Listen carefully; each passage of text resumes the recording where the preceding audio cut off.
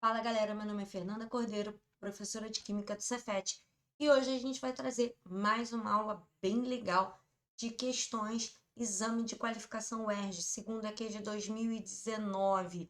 São poucas as questões, tá? Mas são questões bem legais. Para quem vai fazer agora o exame único, elas são bem parecidas, tá? Então vale a pena dar uma conferida. Se puder, deixa um like, dá aquela espalhadinha para os amigos, conta as novidades, porque vai ter muita coisa boa acontecendo no canal. Ativa o sininho para não perder nenhuma notificação, tá bom? Vamos lá? Vamos trabalhar? Tá na hora, né? Bom, essa questão aqui, ela foge muito daquela coisa característica da UERJ. Ela é uma das poucas questões que não são, né, não é a única, mas é uma das poucas questões que a conta tá chata. A conta dessa questão está muito chata, a estequiometria. Normalmente são as questões de nível mais alto de exame de qualificação, estequiometria e soluções, e essa especificamente está chata a conta. Então vamos lá, ele vai falar de reflorestamento, ele fala que é possível minimizar os efeitos do aquecimento global, tendo em vista que cada uma árvore consegue captar 15,6 kg de CO2 que vão sendo lançados na atmosfera por ano. E aí ele vai falar na combustão completa de gasolina, todos os carbonos são convertidos em CO2. Então fica atento porque essa relação de gasolina com CO2, né, de combustível, na verdade, queimando e virando CO2, é muito relevante. Então ele fala que 1 litro de gasolina contém mais ou menos 600 gramas de isoctano, que é o principal componente da gasolina, e 200 gramas de etanol. Vai também ter aí uma mistura dessa gasolina com etanol, já que o etanol no Brasil é utilizado como antidetonante na gasolina, né? Já foi tempo em que a gasolina no Brasil ela era gasolina pura, tá? Hoje a gente tem a gasolina misturada a etanol em torno de 27%, estiver dentro das regras. Aí você vai dizer, Fê, 200 não é 27%, 600. Por conta dos números que ele decidiu falar, né? Ele está admitindo, né? Então não está dentro dos padrões assim efetivos necessariamente. Aí ele diz que no período de um ano ele quer saber qual é a quantidade, né, de CO2 que essas plantas, que essa árvore vai conseguir é, absorver, considerando que toda a gasolina vai ser queimada completamente.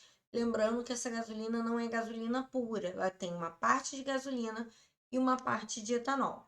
Você vai ver que eu vou até montar a equação de combustão completa, onde carbono vira CO2 e hidrogênio vira água. Mas nesse caso aqui não precisava, porque ele dá uma informação relevante. Ele diz que todo carbono é elevado a CO2. Então, uma molécula que tem, né, na sua constituição, deixa eu até botar minha coisa coloridinha aqui. Se eu tenho uma substância que tem 8 mols de carbono, ela vai liberar 8 mols de CO2. E uma outra que tenha 2 mols de carbono, ela vai liberar 2 mols de CO2. Então, na verdade, eu vou fazer equação de combustão, mas você não precisava fazer, tá? Você podia ir direto por essa análise. Ia ficar um pouquinho mais rápido, porque você não ia ter que balancear a equação. Nesse caso aqui, não precisaria balancear, mas eu vou fazer balanceada, tá? E aí ele quer saber qual é o valor de litros de gasolina. Detalhe que ele quer gasolina em litros, tá? Fica atento para isso. Bom, fiz as duas reações de combustão, então, todo o carbono virando CO2, todo o hidrogênio virando água. Toma cuidado aqui que se você for fazer equação e balancear, 8 vezes 2, 16, 9 vezes 1, 9, isso aqui vai dar 25. E o número que multiplicado por 2 dê 25, 25 sobre 2, porque aí eu poderia cortar 2 com 2 e teria 25 aqui. Aqui, lembra que eu tenho oxigênio aqui, então, ó, 2 carbonos, 2 CO2, 6 hidrogênios, 3 águas. Na hora de fazer a conta do oxigênio, ó, 2 vezes 2, 4, 3 vezes 1, 3, 3 mais 4, 7. Como já tem 1 aqui, eu só precisaria de 6 aqui. Então, 3 vezes 2, 6, mais 1, 7. E aí eu conseguiria ajustar. Mas não precisava, tá?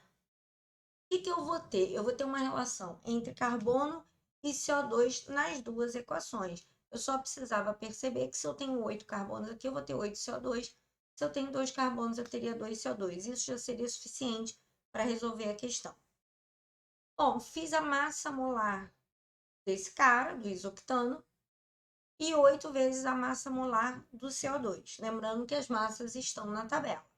600 gramas vai dar X, aquilo que eu falei. Essa conta tá chata.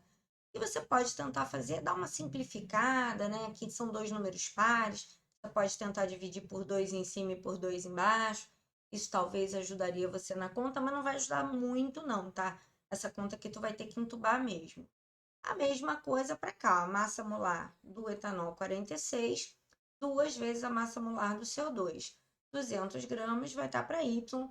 Como aqui também são dois números pares, eu acho que eu só dividiria aqui por 2 em cima e embaixo para tentar facilitar as contas, tá?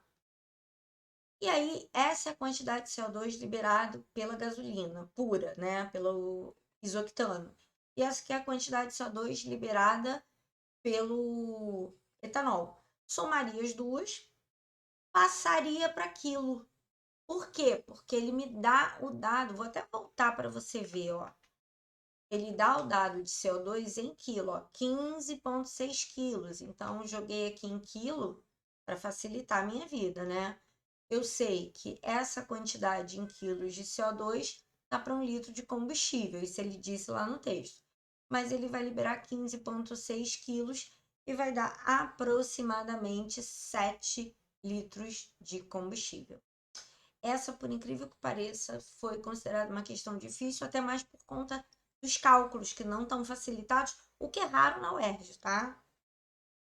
Aqui já está uma conta típica de UERJ, conta fácil, é mais interpretação. O que ele vai falar? Ele vai explicar o que é um leite sem lactose, né? Quando você compra aqueles leites sem lactose, iogurte sem lactose, o que ele fez foi colocar o leite em contato com a lactase. O que a lactase faz é aquilo que o seu corpo, por exemplo, não vai conseguir fazer, que é quebrar a lactose em glicose e galactose, e teu corpo às vezes não tem essa enzima, ou essa enzima está defeituosa.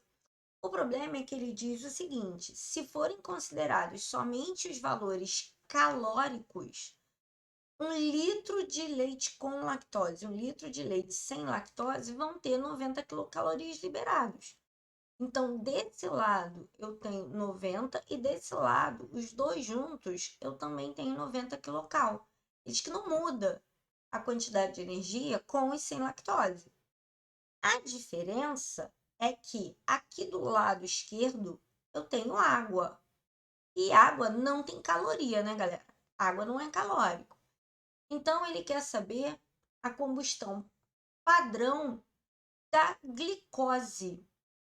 E ele diz claramente aqui, ó, que glicose e galactose são iguais. Gente, olha só. Aqui do lado esquerdo, água não tem caloria. Então, esses 90 quilocal liberados, esse menos aqui, só para dizer que está liberado, tá? Isso tudo aqui corresponde exclusivamente à lactose. Do outro lado, é a mesma quantidade de energia. Ele diz que do outro lado é igualzinho. A quantidade de energia é a mesma. Ele diz que galactose e glicose têm a mesma quantidade de energia, gente. Não basta pegar isso aqui e dividir por 2, né? Então, aqui liberaria 45, aqui liberaria 45 e os dois juntos liberariam 90. Gente, esse sinal de menos aqui, ele não é obrigatório de você colocar, né, na hora que você está calculando, desde que você se ligue que esse menos só quer dizer liberação, tá? Esse menos aí quer dizer que há uma reação exotérmica, até porque combustão, né, gente? Combustão tem que ser exotérmico. Então, era fácil, mas tinha uma interpretaçãozinha pra gente dar uma ligadinha aí na história. Aqui ele vai falar de uma fórmula mínima. Ele me diz que a fórmula mínima de um determinado composto tem essa configuração C5F9. A massa do composto todo, 462. Ele quer saber quem é esse composto. Então, qual é a fórmula molecular? É fácil. Eu primeiro preciso identificar qual é a massa molar dessa fórmula mínima aqui. Então, vou lá na tabela. Eu tenho 12 carbonos, então 12 vezes 5. eu tenho 9 flúor, 9 vezes 19, lembrando que 12 e 19 são as massas de tabela, tá? E aí eu acho 231 gramas por mol na mínima. Mas você vê que a massa aqui é maior. Isso aqui já tá com cara de UERJ. Essa aqui tá com carinha de UERJ. Eu peguei a massa maior e dividi pela massa menor. E eu vou ver que essa massa aqui é 2 vezes menor que a massa total. Significa que o meu composto tem que ser 2 vezes maior.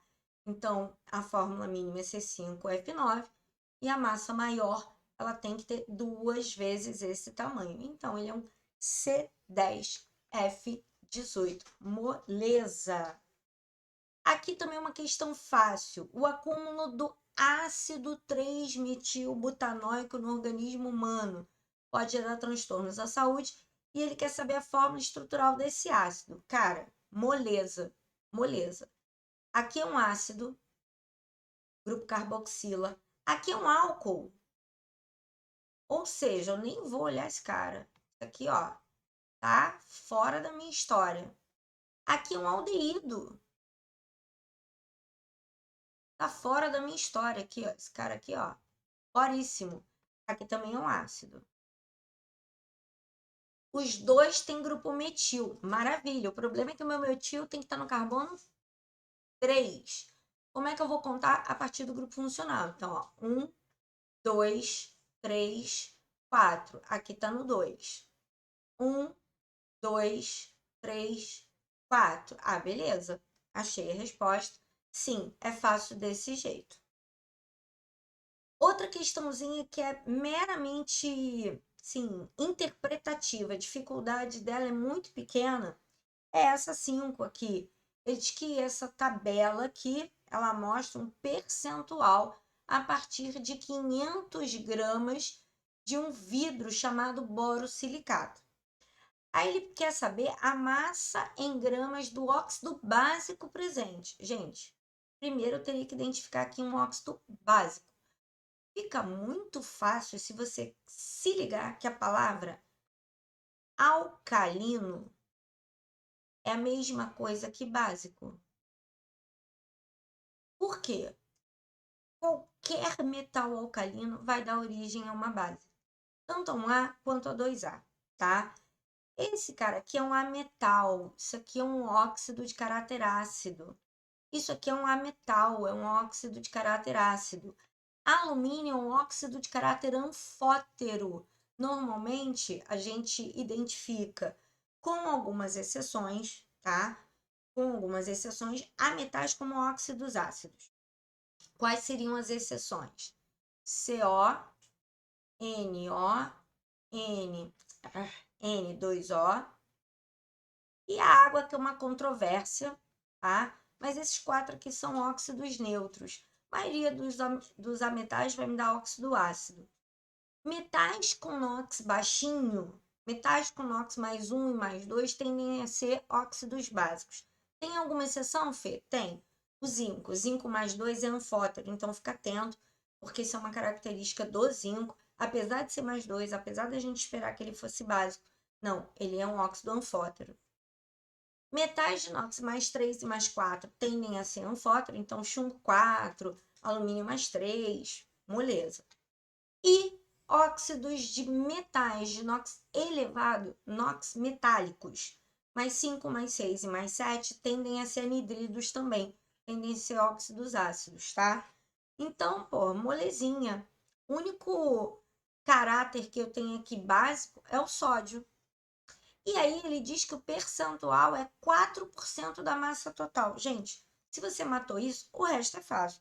É só fazer 4% de 500, né? E aí a questão fica muito fácil, conta tipo ERG, tá?